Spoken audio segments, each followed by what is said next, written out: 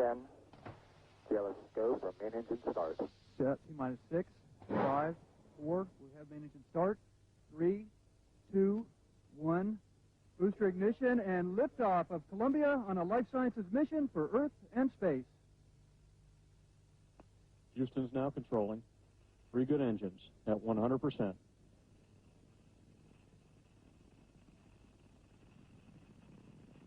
Altitude 115,000 feet, downrange distance 18 nautical miles.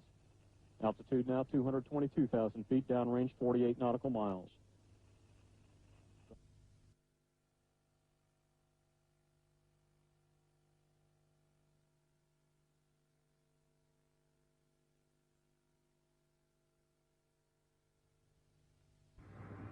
T-minus 10 seconds. 9, 8, 7. Go for main engine start. See main engines up and burning. 3, 2, 1, 0, and liftoff of the Space Shuttle Discovery and the Upper Atmosphere Research Satellite, beginning a new era studying the Earth's environment from space. Roger, roll, Discovery. Mission Control Houston now controlling the flight of Discovery. Eh bien, ce que je vais vous dire est le résultat de mon analyse en tant que physicien et scientifique et en tenant compte de toutes les données disponibles. En l'occurrence, j'ai commencé mes recherches en supposant qu'il s'agissait de particules de glace et en essayant de vérifier cette version, d'y apporter des preuves. Mais avec tous les éléments que j'ai pu rassembler, je me suis aperçu qu'il s'agissait d'une position intenable. Partant de là, les solutions ne sont pas si nombreuses. Les météores ne changent pas de direction, pas plus que les débris ou que les satellites.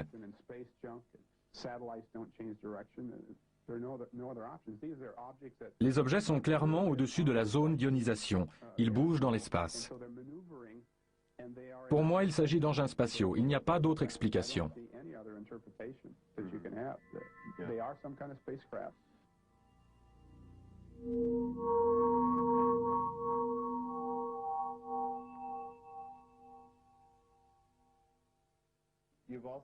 Vous avez, je crois, analysé le film de la mission NASA STS-48.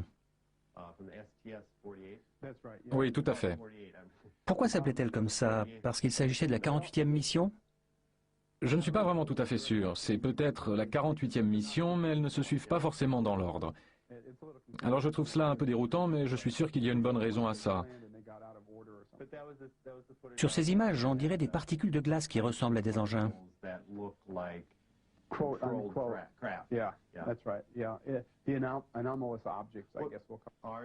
Est-ce qu'il s'agit d'engins contrôlés par une intelligence? Eh bien, ce que je vais vous dire est le résultat de mon analyse en tant que physicien et scientifique et en tenant compte de toutes les données disponibles.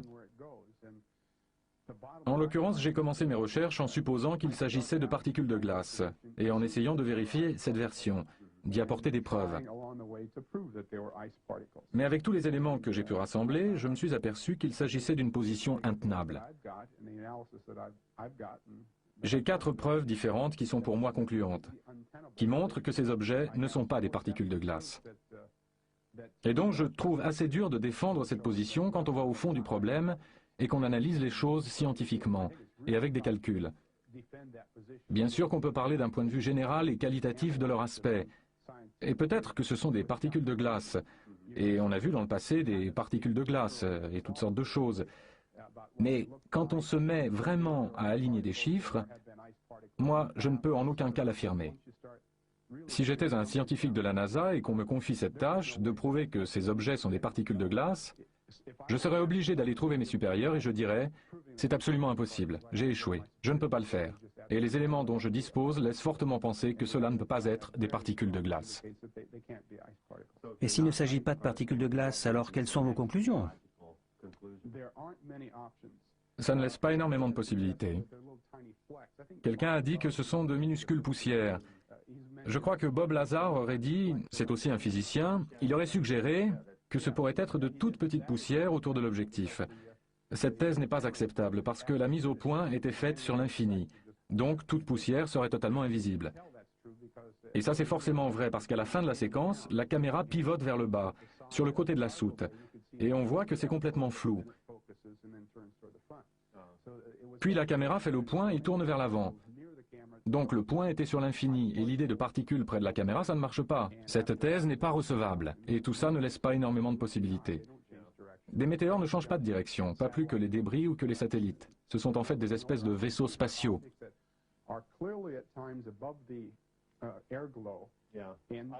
En dehors de l'atmosphère? Au-dessus de l'atmosphère? Certains des objets sont des engins, on peut les voir se détacher sur le fond noir. On peut voir la Terre et la zone d'ionisation. On peut voir les engins évoluer dans l'espace. Ce sont des engins extraterrestres. Il n'y a pas d'autre explication. Mais des particules de glace ne pourraient-elles pas être poussées par les fusées de la navette?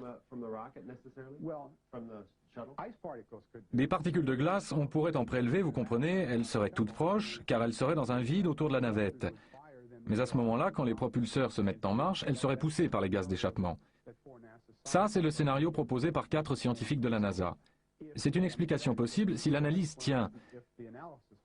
Si elles sont loin de la navette et de l'atmosphère, alors il n'y a absolument aucun moyen de les manœuvrer, à moins qu'il n'y ait une espèce de vaisseau spatial, dirigé soit par quelqu'un de l'intérieur, soit à distance. On ne peut pas le savoir. Mais une fois qu'on a prouvé que ce ne sont pas des particules de glace, il n'y a plus énormément de possibilités. Ce sont forcément des vaisseaux spatiaux. Venons-en maintenant à vos travaux spécifiques sur ces images. D'accord. Récemment, j'ai travaillé sur le vol de la navette et sur cet enregistrement dont vous avez parlé. Nous avons quelque peu évoqué les circonstances. On m'avait transmis une copie des images, mais peut-être qu'un peu plus d'infos sur les circonstances serait utile. Je suis passé à l'émission Sightings, comme je vous l'ai dit. Et après l'émission, j'ai été contacté par des gens dans tout le pays pour des raisons diverses. Un certain Michael Mucker-Heide, physicien spécialiste des lasers, qui dirige un laboratoire de laser dans un hôpital, l'hôpital Sainte-Marie de Milwaukee, m'a appelé et m'a fait rencontrer le professeur Darrell Seeley, professeur de physique et chimie à la Milwaukee School of Engineering et physicien spécialiste des lasers. Et lui, à son tour, m'a fait rencontrer un groupe de microbiologie de l'université de Milwaukee, Wisconsin. Vous vous demandez peut-être ce que la microbiologie a à voir avec le film de la navette. Eh bien, ils ont accès à des logiciels qu'on ne trouve pas dans le commerce et dont ils se servent pour analyser des vidéos de toutes petites minuscules créatures qui se baladent dans le lac Michigan. C'est l'idéal pour ces petites particules, parce qu'on peut procéder image par image, avec une grille qu'on pose sur l'écran, de sorte qu'on peut localiser l'objet, cliquer sur la souris et avancer d'un trentième de seconde. On retrouve l'objet, on clique et on peut ainsi suivre la trace de l'objet. Finalement, on obtient des données qui permettent de faire un graphique. Et ensuite, je ne sais pas si vous voulez tous les détails techniques, mais c'est ce que nous avons dû faire. On prend un dérivatif numérique et on obtient un graphique vitesse-temps.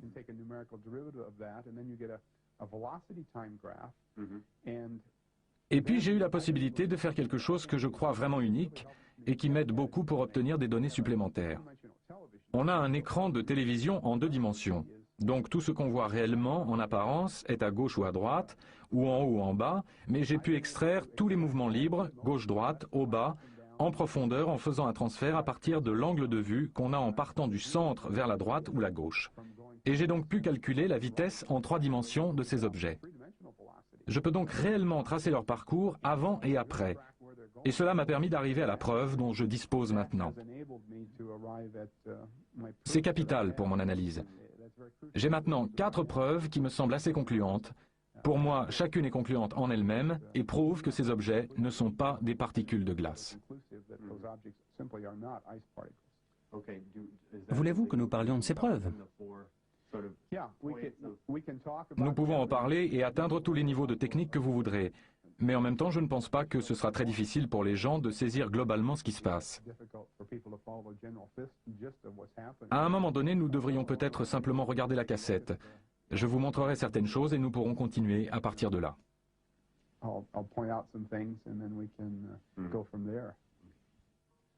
Voilà ce que nous cherchons quand nous regardons simplement la vidéo. Ici, il y a une ligne qui est en fait la zone d'ionisation. On pourrait la confondre avec l'horizon, mais elle est en fait entre 60 et 90 km au-dessus de l'horizon. L'horizon, ce sera une très légère ligne qui apparaît juste à cet endroit. Alors, il y a plusieurs objets qui nous intéressent. Il y en a 2 là en bas qui ne sont pas grand-chose. Ils descendent et j'ai fait une croix à l'endroit où le flash se produit. Celui-ci continue simplement. Celui-ci continue. Celui-là remonte d'un coup et flotte vaguement avant de disparaître. Donc, il n'a rien de très significatif pour ce qui nous intéresse. Nous avons un objet lent qui dérive très lentement, puis il y a le flash, et il remonte vers le haut et à gauche. Nous avons un objet rapide qui s'introduit ici dans l'ensemble, et au moment du flash, il réagit en allant vers le haut et à gauche, comme si vous voulez bien laisser votre imagination vagabonder, comme s'il voulait rencontrer celui-là qui remonte. Et ça, c'est bien sûr l'objet qui nous intéresse principalement. Il apparaît au-dessous de l'horizon, de ce côté-ci de la Terre. Donc malheureusement, nous ne pouvons pas le placer sur l'horizon. Et puis il remonte et au flash, il réagit en allant vivement en haut vers la droite, là. 3 secondes plus tard, on voit une traînée qui se déplace à l'endroit où il était. Une deuxième traînée peu après, qui se déplace dans la région où étaient l'objet lent et l'objet rapide. Et puis ceci, que j'appelle le deuxième objet, se déplace lentement vers le haut pendant un bon moment lors du flash, puis réagit en allant vers le haut et à droite.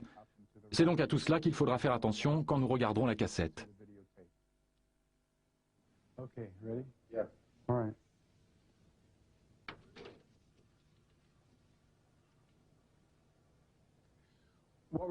Ce que nous allons regarder maintenant, c'est environ 3 minutes du film de la navette avant que tout arrive. De façon à bien sentir comment les choses vont se passer. Vous allez voir des choses, des images magnifiques, de belles lumières. C'est beau, n'est-ce pas? De la lumière et puis quelque chose va se produire ici. Je ne sais pas ce que c'est, là.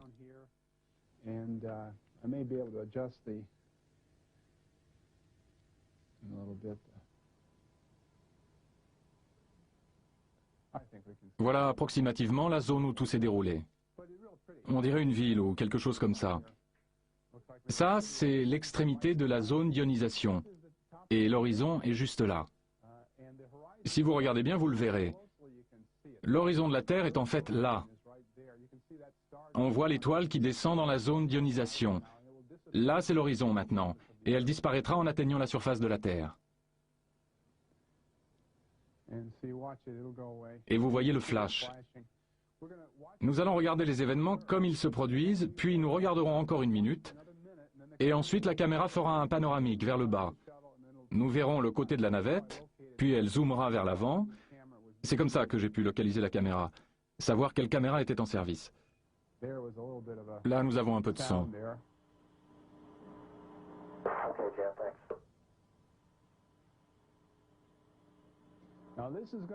Maintenant, il va y avoir un des objets qui nous intéresse. Nous ne sommes pas encore tout à fait prêts. Nous allons simplement regarder la navette. Mais quand la caméra pivote vers le bas, il est important de le remarquer.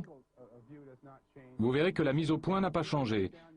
Et vous verrez quand elle pique vers le bas et qu'on voit le côté de la soute que tout est flou parce que la mise au point a été faite sur l'infini, ce qui est très important pour nous. Maintenant, ça commence et les choses ne vont pas tarder à se produire.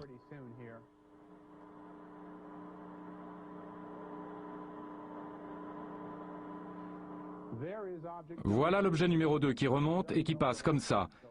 Ça, c'est quelque chose que nous devons observer. Il surgit un peu plus tôt. Il y a encore un drôle d'objet là en bas. Mais vous remarquerez que celui-là ne fait que grimper doucement, ici. Et vous en verrez quelques autres qui dérivent là-bas.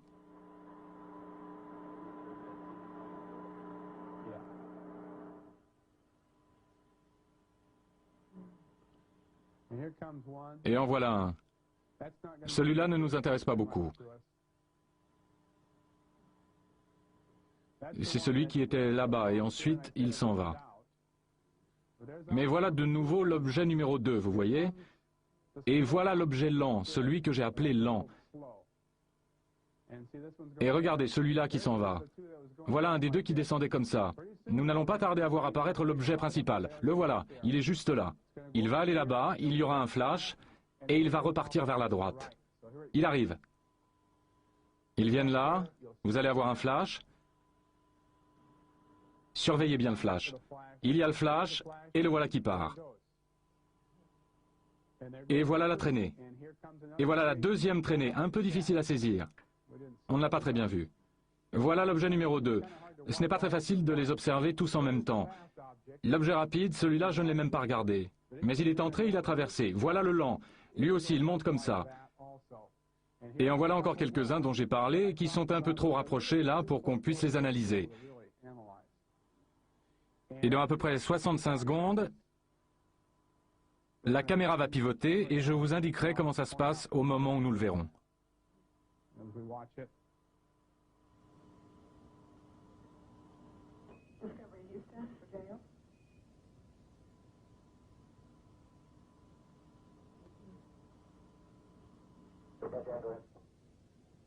Morning, JL. We predict the maneuver to the supply water dump attitude will take about 15 minutes, and in order to start the dump on time, we'd like you to do that maneuver now. We need it to prevent contamination. La caméra est partie. Ces 3 objets, regardez-les bien. Ils ne s'éloignent pas du tout les uns des autres. Ils vont rester plus ou moins au même niveau. Ce qui nous indique que l'angle de vue de la caméra ne change pas. Et ils remontent tout en haut là, en restant toujours à la même distance les uns des autres. Les drôles de bestioles. On va en apercevoir encore un là, et puis on verra la soute. Notez bien qu'elle est floue. C'est important, parce que ça veut dire que ça ne pouvait pas être des poussières. Pour l'instant, c'est flou, et après, ils vont faire la mise au point. Voilà, ça devient net. Donc, des petites poussières devant la caméra, ça ne marche pas. Maintenant, on va avoir un panoramique, et vous remarquerez que l'angle de vue ne change pas du tout. Il va y avoir le panoramique, et vous verrez l'avant de la navette. C'est comme ça que j'ai pu déterminer l'emplacement de la caméra. Et j'ai pu également calculer l'angle. Le nez de la navette est devant. Ça, c'est l'avant de la soute. Vous le verrez un peu mieux dans quelques secondes. Et vous allez avoir une belle image dans une seconde. Le voilà. Voilà l'avant de la soute. Et nous sommes de nouveau là du côté droit. Et c'est là qu'est la caméra.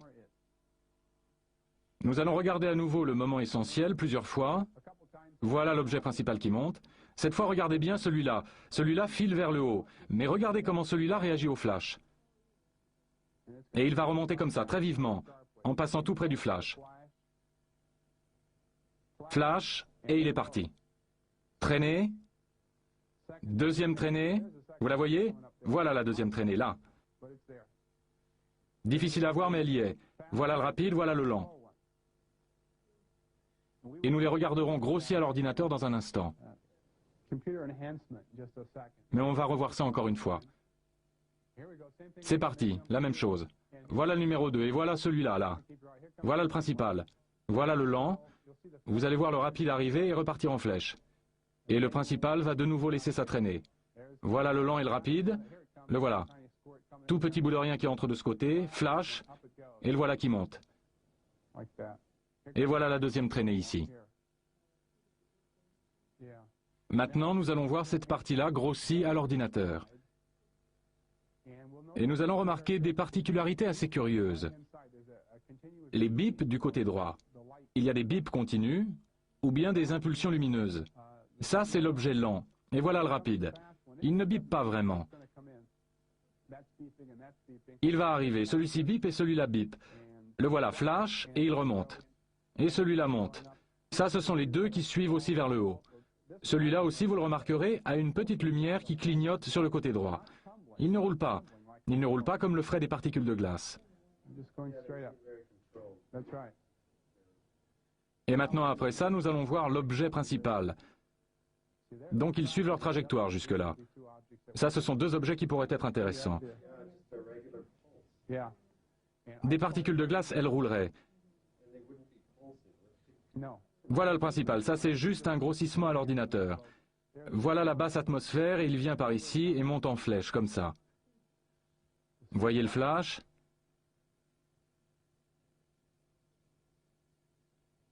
Il part et il sort.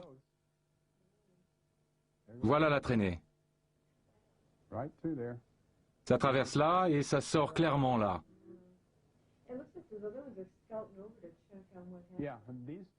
Et ils sont tous venus de cette direction. Celui-là aussi remonte. Vous voyez les voilà. Ça c'est le rapide, voilà. Et c'est à peu près tout.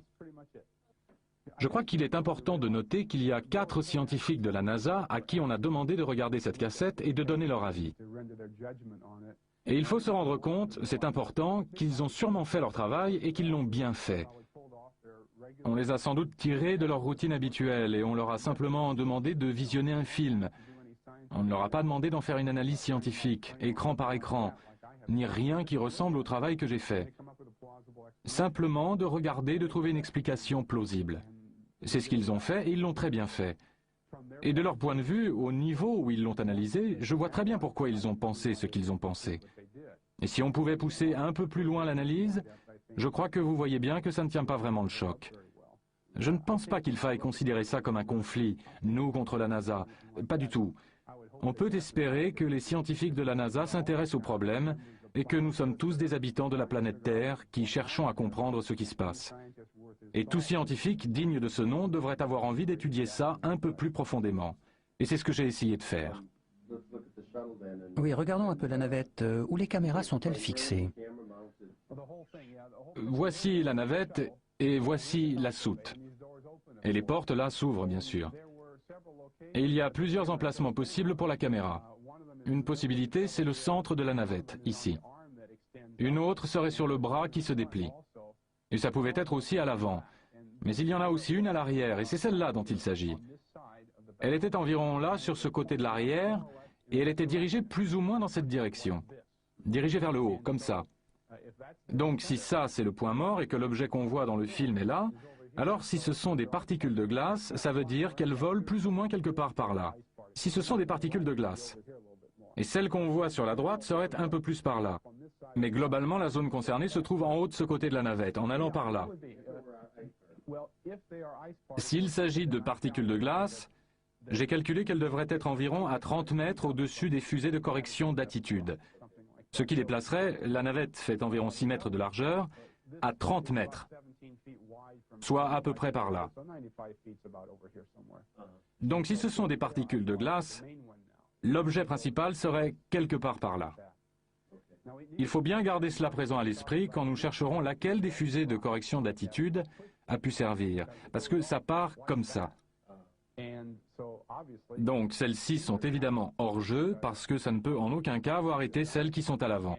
Donc les autres possibilités, c'est qu'il y ait d'autres fusées de correction d'attitude par là, de ce côté-là, et la même chose de l'autre côté. Je pense qu'on peut raisonnablement supposer qu'elles seraient placées ici parce que les objets sont là et que celui-là remonte dans cette direction. Donc c'est ce groupe-là qui doit être responsable.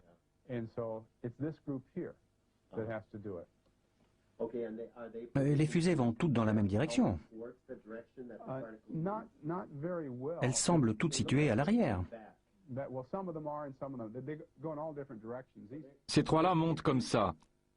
D'autres vont au-dessus, d'autres en arrière et d'autres en bas. Il y a deux sortes de fusées de correction d'attitude sur une navette.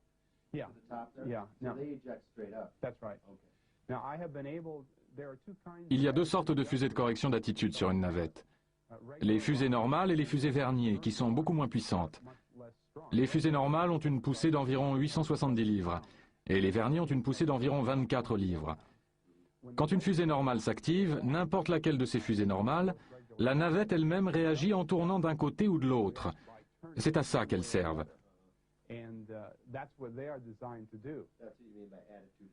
C'est ça, à corriger l'attitude. Maintenant, mettons tout cela de côté pour l'instant pour nous expliquer un peu plus en détail.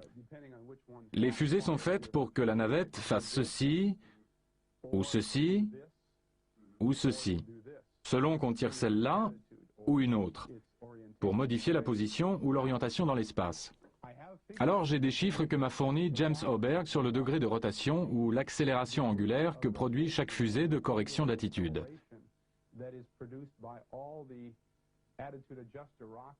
Et il se trouve, simplement pour vous donner un peu plus d'informations, qu'il y a 38 fusées de forte puissance et 6 fusées Vernier.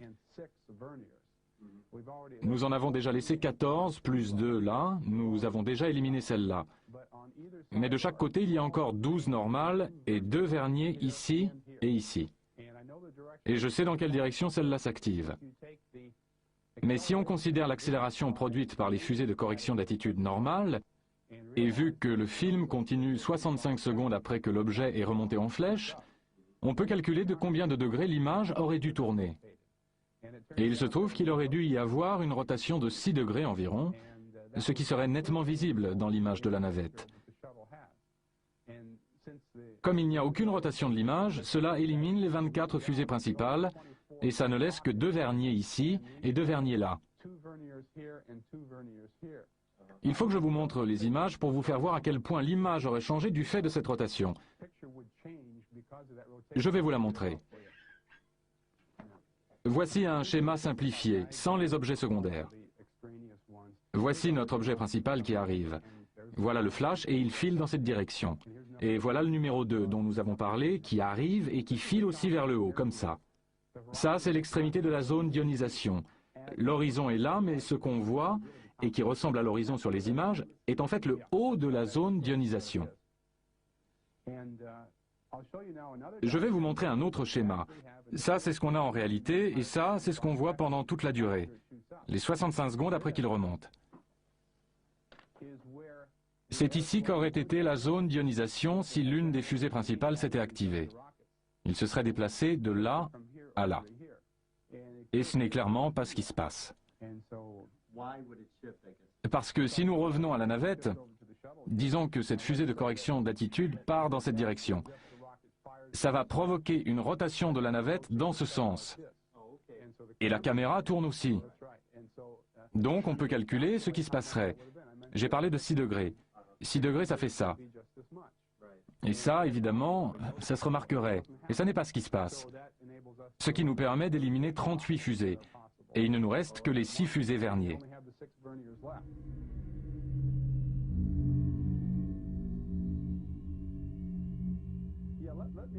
Laissez-moi vous expliquer un peu comment on peut obtenir les 3 composantes de la vitesse, gauche, droite, haut, bas et profondeur, à partir d'un écran de télévision plat.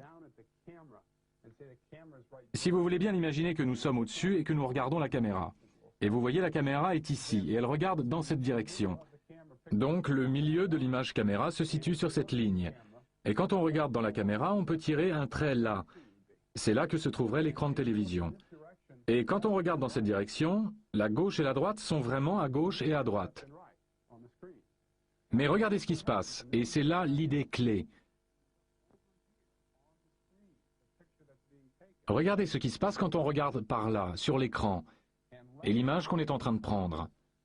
On regarde dans cette direction, et la gauche et la droite deviennent comme ça.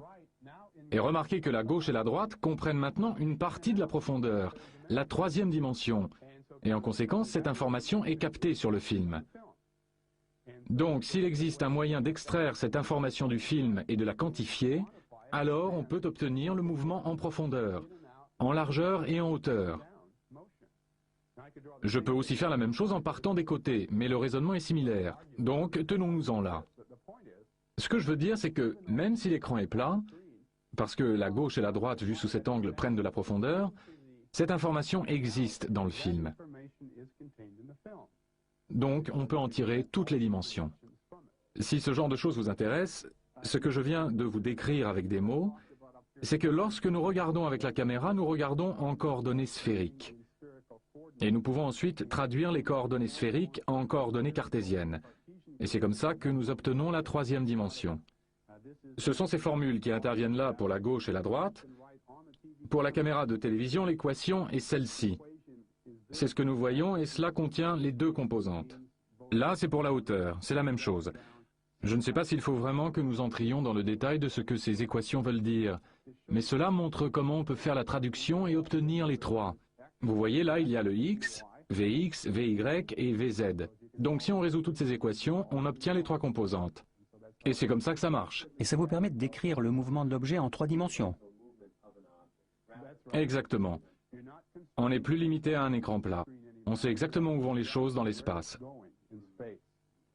C'est ça qui en fait résume ce que j'ai réussi à faire.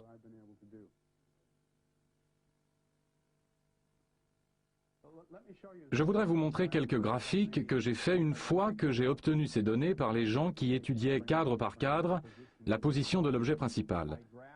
J'ai fait un graphique des positions gauche et droite de l'objet principal en fonction du temps, et voici ce que j'ai obtenu. Ceci est un graphique à grande échelle de ce que je vous montrerai en gros plan dans un instant. Mais il y a plusieurs caractéristiques que nous pouvons remarquer ici, et que nous verrons de plus près dans une minute. Vous voyez cette toute petite queue ici, ça ne ressemble pas à grand-chose, mais quand on s'approche et qu'on commence à la voir, c'est assez prononcé pour être significatif. Mais le fait que ceci descende et aille vers la droite signifie que l'objet principal sur l'écran se déplace vers votre gauche, comme vous l'avez vu dans la vidéo. Et si ceci va en haut et à droite, ça veut dire que cela fait marche arrière, et que cela repart en arrière et sur la droite sur l'écran. Et si nous voulons croire que cette chose est une particule de glace, si nous regardons ce graphique, nous sommes face à un très gros problème. Ce que fait l'objet sur cette ligne ne monte ni ne descend, ce qui veut dire qu'il s'est arrêté net sur sa trajectoire, et qu'il s'est arrêté pendant une bonne demi-seconde. On peut se poser la question de savoir quand le flash a eu lieu. Quelque part par là, bien sûr. Donc, si on a le scénario flash, puis les gaz d'échappement, et puis la particule de glace qui se déplace, alors il faut nécessairement une séquence en 3 temps. Il faut qu'il y ait d'abord le flash, puis un certain laps de temps, et puis l'objet doit soit s'arrêter, soit accélérer dans la direction opposée. Il ne peut pas s'arrêter avant le flash. D'accord? Vous dites qu'il s'arrête net. Il s'arrête net dans l'espace pendant une demi-seconde. Et s'il n'y a pas d'explication rationnelle pour cela, un engin ne pourrait-il pas faire cela? Oui, si c'est un vaisseau spatial, il pourrait bien sûr actionner les freins. Mais si c'est une particule de glace, on a un vrai problème. Regardons d'un peu plus près. J'ai marqué là l'endroit où le flash se produit. Et il y a aussi un flash avant qui est un peu dur à voir sur le film original quand on le regarde simplement. Mais les gens de Milwaukee l'ont tiré pour moi. Il y a eu un minuscule flash avant et ensuite le flash lui-même. Et les deux n'ont pas la même durée. Ce sont des données brutes, pas du tout traitées. Voilà l'arrêt, juste là. Le flash d'avant a eu lieu en fait au moment où l'objet bouge vers la gauche. Alors on se demande à quoi rime cette thèse des particules de glace si le pré-flash a arrêté l'objet et qu'il est resté planté là. Donc c'est une fusée qui fait un flash et qui l'arrête. Et après on a le vrai flash qui va ensuite le pousser.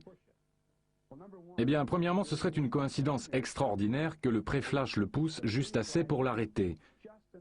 Ça pourrait peut-être le ralentir ou le pousser dans l'autre sens. Mais si cela se produisait, ce serait vraiment une coïncidence extraordinaire. Mais de plus, en utilisant l'analyse que je vous ai expliquée auparavant, en extrayant les 3 composantes de vitesse, j'ai trouvé dans quelle direction l'objet allait avant le flash.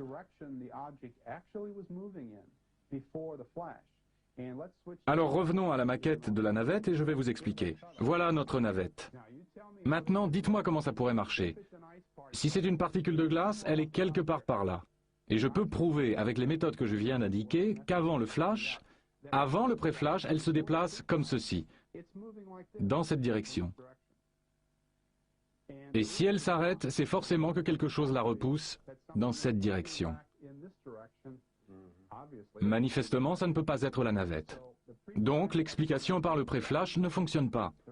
La raison pour laquelle cet objet s'arrête n'est pas due à l'une des fusées de correction d'attitude. Nous avons donc un énorme problème, parce que cet objet s'arrête juste au moment ou juste avant le flash principal. Et si c'est une particule de glace, elle ne peut absolument pas le faire. Et c'est là la preuve numéro 1 que ce ne peut pas être une particule de glace. Donc, si nous ignorons ça et que nous continuons, on ne peut pas vraiment faire ça, mais enfin. Alors, nous pouvons analyser le deuxième objet, et je crois que je vais laisser ce graphique et revenir à l'image originale. Et je vous donnerai la preuve numéro 2 que ça ne peut pas être une particule de glace.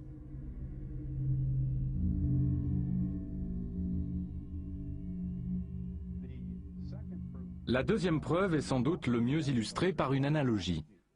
Imaginez un instant qu'il y a là une graine de pissenlit qui flotte par là et que je souffle dessus. Si je souffle dessus, elle va directement s'éloigner de ma bouche. Et si je cherche à trouver l'emplacement de ma bouche en étudiant la trajectoire du pissenlit, je dois dessiner une ligne qui passe par son point de départ et qui suit son trajet. Et si je prolonge cette ligne, ma bouche se situe quelque part dessus. Sans parler de ce qui se passe si j'ai 2 pissenlits qui flottent là-bas et que je souffle sur les 2. Alors ils s'éloignent tous les 2 de ma bouche. Et si je cherche à savoir où est ma bouche, je peux le faire en traçant les 2 droites sur lesquelles ils se déplacent. Et à l'endroit où ces droites se croisent, c'est là que se trouve ma bouche. Donc je peux découvrir où se situe ma bouche. C'est la même chose pour les fusées de correction d'attitude. Quand elles entrent en action, si ces choses étaient vraiment des particules de glace plantées là, alors elles devraient s'éloigner de la fusée de correction d'attitude. Donc si nous traçons leur trajectoire et que nous les prolongeons vers l'arrière, les 2 lignes devraient se couper à l'emplacement de la fusée de correction d'attitude. Par contre, nous devons faire une petite rectification pour le deuxième objet, parce qu'il n'est pas tout à fait immobile. Il dérive légèrement vers le haut. Mais nous pouvons nous en rendre compte en prenant la pente de la ligne après et en comparant avec la pente avant. Ce n'est pas si compliqué, mais c'est difficile à expliquer avec des mots. Nous pouvons compenser et retirer ce mouvement supplémentaire et ensuite tracer la ligne, et cela nous donnera la vitesse ajoutée par la fusée de correction d'attitude. Donc si nous traçons ces 2 lignes en les prolongeant vers l'arrière, Elles doivent se croiser en un point, et ce point doit être l'emplacement de la seule fusée de correction d'attitude qui a pu provoquer tous ces mouvements bizarres. Voici un schéma de ce que je viens de vous expliquer en parlant des pissenlits. Voici notre objet principal qui arrive par là, qui repart comme ça. Nous traçons une ligne le long de cette trajectoire, et quelque part sur cette ligne doit se trouver la fusée de correction d'attitude. Ça, c'est le deuxième objet. Ce triangle, avec les calculs que j'ai faits, nous permet de retirer la vitesse qu'il avait avant,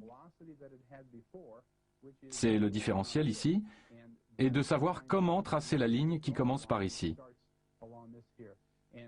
Donc, si nous traçons la ligne à partir de là, dans cette direction, ça, c'est la vitesse ajoutée donnée au deuxième objet. Et cela doit nous aider à le suivre et à trouver l'emplacement de la fusée de correction d'attitude. Et il me semble assez évident que ces deux lignes ne se croiseront jamais. Elles divergent même de manière importante. Et si les objets sont poussés par la fusée de correction d'attitude, elles doivent se croiser. C'est donc la deuxième preuve. Ces lignes doivent se croiser et manifestement, elles ne se croisent pas.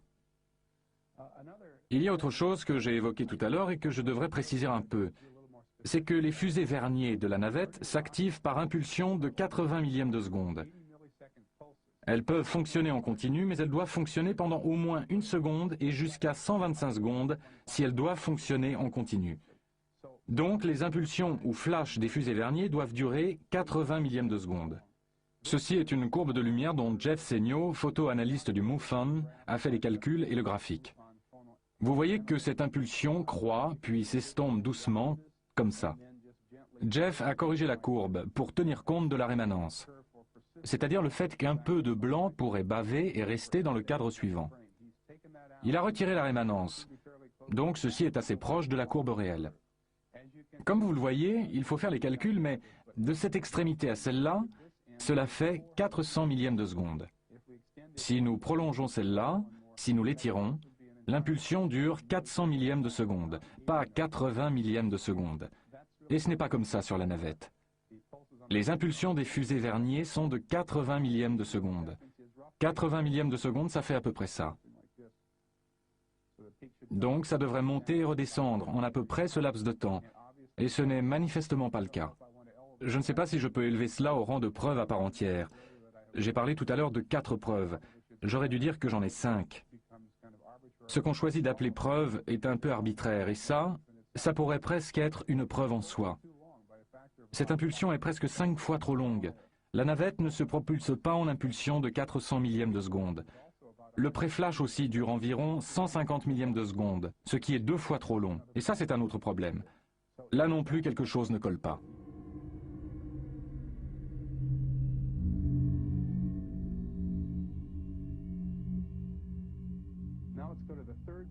Venons-en à la troisième preuve, partant du principe que l'objet est une particule de glace. On part d'une comparaison entre la vitesse réelle, calculée à partir du film en mètres par seconde, et ce qui devrait être sa vitesse s'il était tiré par les gaz d'échappement de la fusée de correction d'attitude. Cela implique ce qu'on appelle la force de traînée, et ça fonctionne à peu près comme ça. On prend un objet posé là, et puis il y a l'échappement. Supposons que l'objet est très gros et ne va même pas réagir. Alors l'échappement se produit et passe de part et d'autre et l'objet ne bouge pas du tout.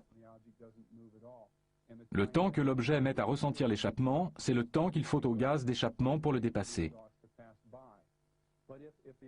Mais si l'objet est à peine plus petit et que l'échappement est un tout petit peu plus fort, alors en l'atteignant, l'objet va l'entraîner un peu avec lui. Et alors il faudra un peu plus de temps pour que les gaz d'échappement passent.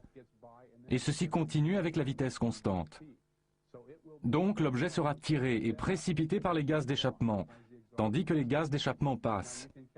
Maintenant, on peut calculer en théorie, faire le rapport entre le temps pendant lequel l'objet est dans les gaz d'échappement et le temps qu'il faudrait au gaz d'échappement pour dépasser un objet qui ne bouge pas. On prend ce rapport et avec ce rapport, on peut calculer quelle doit être la vitesse de l'objet par rapport au gaz d'échappement quand ils finissent par le dépasser. Et si on regarde les chiffres, l'objet du film accélère pendant 1,7 secondes. La durée de l'échappement est de 0,4 secondes, ou 4 millièmes de seconde. On met tout ça en équation et il se trouve que l'objet devrait aller à environ 98% de la vitesse de l'échappement de la fusée Vernier. Je crois avoir mentionné tout à l'heure que cela fait environ 2700 mètres par seconde. La vitesse réelle de la vernie à cet angle se situerait sans doute aux alentours de 2800 mètres par seconde, ce qui place la vitesse de la particule de glace à environ 2750 mètres par seconde, parce qu'elle accélère pendant cette durée. Nous pouvons le calculer à partir des chiffres que nous avons vus sur la vidéo. Les particules de glace devraient se déplacer à environ 2750 mètres par seconde, soit approximativement 10 000 km/h. Maintenant, voyons comment nous allons calculer la vitesse réelle de la particule de glace. Nous avons la vitesse. Il y a 3 composantes, comme nous l'avons vu. Mais la vitesse n'est exprimée qu'en pixels, ou en petits points sur l'écran par seconde, pas en mètres par seconde. Alors voici comment nous situons l'objet. La caméra est là. En la mettant à peu près comme ça, l'objet est à peu près par là. Disons qu'il y a une ligne entre la caméra et l'objet. Et nous ne savons pas où est l'objet. Il pourrait se trouver n'importe où entre la caméra et l'horizon. Donc, quelque part sur cette ligne. Quelque part. Alors, pour déterminer l'endroit où il doit être, s'il s'agit d'une particule de glace, on prend la direction de la vitesse qu'on a trouvée et on vise à partir de la fusée de correction d'attitude, parce que si c'est la fusée qui pousse l'objet, elle doit bien le pousser dans la direction où il va. Voici donc la deuxième ligne. Il y a une ligne là et une ligne là. L'objet se trouve là où les lignes se croisent, ou se croisent presque. C'est comme ça que j'ai découvert où l'objet doit être si c'est une particule de glace. Et il est à peu près juste là, quelque part. Et donc c'est là qu'il est. Une fois qu'on l'a placé là, on peut traduire les pixels par seconde, en mètres par seconde, et savoir réellement à quelle vitesse il va. Alors il y a 2 manières de calculer la vitesse réelle de l'échappement de la fusée. Premièrement, nous savons que l'objet commence à être poussé ou à accélérer à un moment donné. Nous savons quand le flash a lieu. C'est un intervalle de temps. Nous connaissons maintenant la distance entre la fusée et le point. Donc voilà la distance. Comment calcule-t-on la vitesse? On divise la distance par le temps. Si vous parcourez 160 km en 2 heures, quelle est votre vitesse moyenne? C'est 100 divisé par 2, soit 80 km par heure. Donc en divisant la distance par le temps que met l'objet à démarrer, on obtient la vitesse de l'échappement de la fusée. Donc, sachant à quel endroit ces lignes se croisent, nous pouvons entrer les chiffres. Et lorsque j'ai fait ça, j'ai trouvé que la vitesse de l'objet, si c'est une particule de glace, calculée à partir des données du film, devrait être d'environ 1,50 m par seconde. Et nous venons de voir qu'en fait, elle devrait être de 2800 mètres par seconde. Et ces chiffres sont tellement éloignés qu'ils ne sont même pas comparables, de 1,50 m à 2800 mètres. Donc nous avons là, je pense, une preuve très solide que l'objet en question, l'objet principal, ne peut pas être une particule de glace. C'est simplement une question d'ordre de grandeur. Il ne va pas assez vite. Et voilà notre 3e preuve.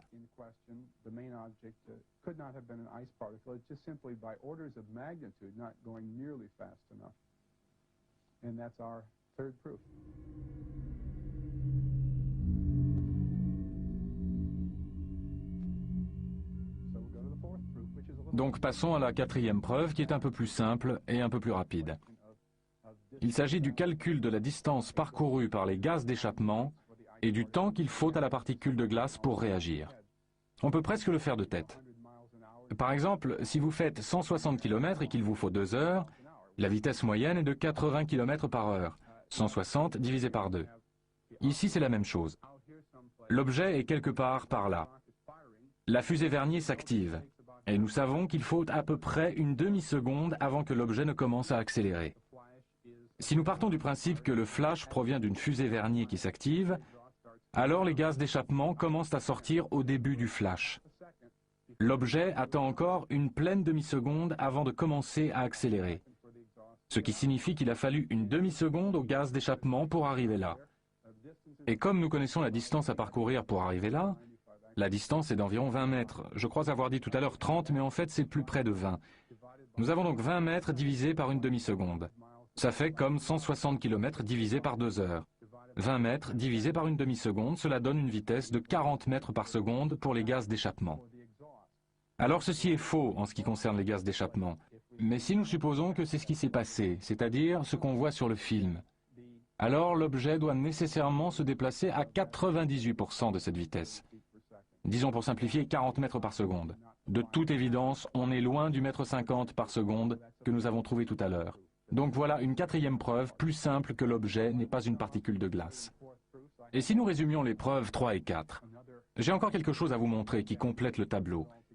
La vitesse de la particule de glace, puisqu'elle accélère pendant 1,7 secondes, puisqu'elle accélère pendant tout ce temps, doit être d'environ 98% de la vitesse de l'échappement, donc 2800 mètres par seconde. C'est obligatoire. Si on prend la preuve numéro 4 et qu'on prend la distance divisée par le temps, elle va à 40 mètres par seconde. Si on prend les données réelles et la situation à partir de la direction de la vitesse après, et aussi la ligne jusqu'à l'horizon, elle va à 1,50 m par seconde. Ces trois chiffres devraient être identiques. Et comme ils ne le sont pas, je crois qu'on pourrait en faire 3 preuves. Je me contente de dire que nous avons 2 preuves. Encore une fois, tous ces chiffres devraient être identiques et ne le sont pas. Et donc cela ne cadre pas avec la théorie des particules de glace. Et cela résume les preuves 3 et 4.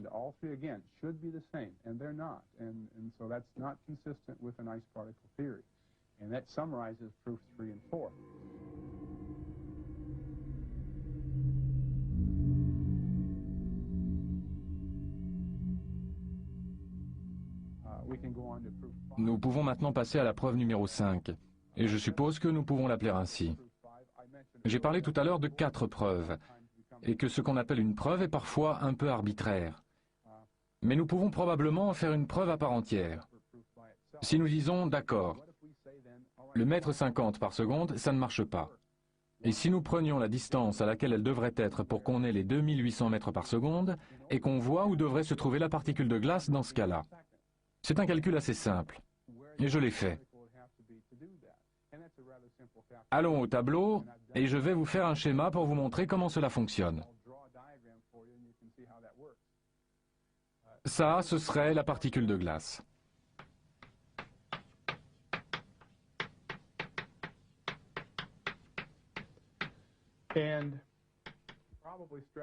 Permettez-moi de la mettre entre guillemets. La navette se trouverait alors là.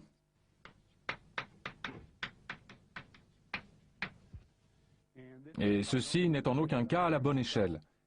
À cette échelle, la navette serait un point inimaginablement petit. Nous regardons d'en haut, au cas où vous ne pourriez pas le voir avec ça. En tout cas, au bout du compte, si nous plaçons la particule de glace là où elle devrait se trouver pour avoir une vitesse de 2800 mètres par seconde, cela fait un peu plus de 35 km.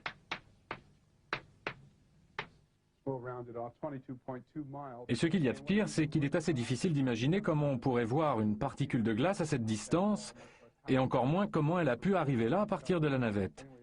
En tout cas, c'est là qu'il faudrait qu'elle soit pour avoir la bonne vitesse pour que ça fonctionne. Et le pire, souvenez-vous que nous savons dans quelle direction va l'objet après le flash, et cette direction c'est vers le haut, quelque chose comme ça. Et si on fait le tracé en sens inverse, on trouve que la fusée de correction d'attitude devrait se trouver ici, c'est-à-dire un peu moins de 24 km au-dessous de la navette.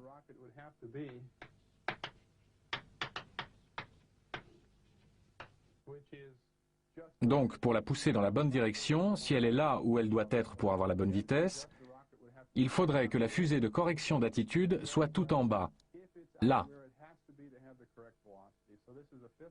Je considère ça comme une 5e preuve. Là encore, rien ne colle. En fait, je crois que nous devrions résumer toutes les preuves et voir comment tout ça s'organise. Donc, il se passe là quelque chose d'assez incroyable. Et une chose dont je n'ai pas encore parlé, parce que je me suis efforcé d'expliquer les choses en termes de particules de glace, c'est que, nous l'avons vu tout à l'heure dans la vidéo, en visionnant la cassette, il y a 2 traînées qui traversent là. Comme par hasard, après que la particule principale s'éloigne en accélérant, il y a une traînée qui vient par là. Qu'est-ce que c'est ? Et il y a une autre traînée qui vient là à droite, là où se trouvaient d'autres particules au moment où elles ont accéléré. Et le fait qu'il y ait eu 2 flashs, un pré-flash et un flash, forme une sorte de coïncidence avec ces 2 traînées. Et donc je ne dis pas vraiment ce qu'elles sont, je n'ai aucune preuve indiquant ce qu'elles sont. Mais une interprétation possible est certainement que ce sont des missiles. C'est ce que certaines personnes ont dit. Mais peut-il s'agir vraiment de missiles, des missiles en dehors de l'atmosphère? Oui. Oui, certains ont suggéré que ce seraient des lasers. Ça ne peut pas être des lasers. Les lasers vont immédiatement d'un point à un autre. Donc on pourrait donner des interprétations intéressantes. Would a rocket appear like that, though? Well, it would have a contrail, I think. It could So have a that's contrail. probably what's being seen, not the rocket itself. Yeah, but that's right. Yeah, if that's the case. sure, that's right. So there are interesting interpretations that you can have. So there's no other Il n'y a pas d'autre explication possible pour les traînées? Vous savez, je ne peux pas affirmer cela de façon définitive. Savez-vous si les spécialistes de la NASA ont commenté ce point? Les 4 scientifiques qui ont visionné ce film et qui ont dit que les objets étaient des particules de glace n'ont pas fait de commentaires sur les traînées. À mon avis, c'est un oubli étrange. À ce stade, nous pouvons tous donner une interprétation.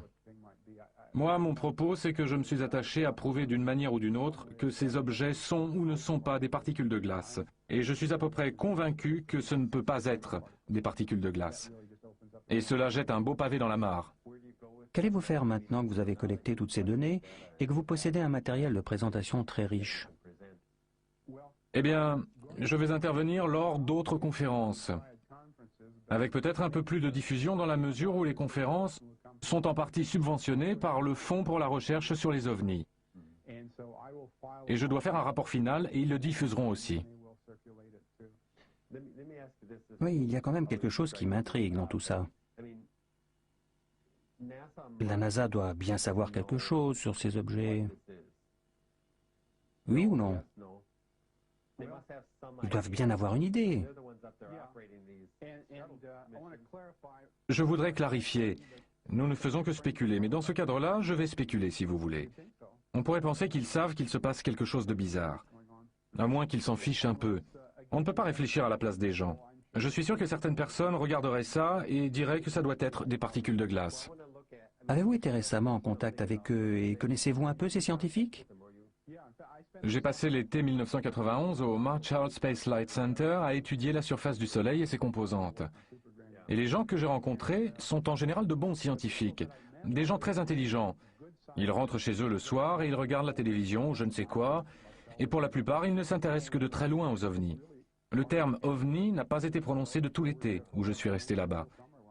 Donc je comprends aisément que des gens n'aient même pas envie de penser une seconde que ce puisse être des ovnis, et qu'ils disent, eh bien, des particules de glace, ça me va. Donc, si je comprends bien, pour vous, l'attitude de la NASA est plus proche de celle de l'opinion publique que de celle du gouvernement. Ce n'est pas comme s'ils étaient tous là à nous cacher les choses. Loin de là. Ils sont comme nous. Ils regardent et si ça se trouve, ils se posent des questions aussi.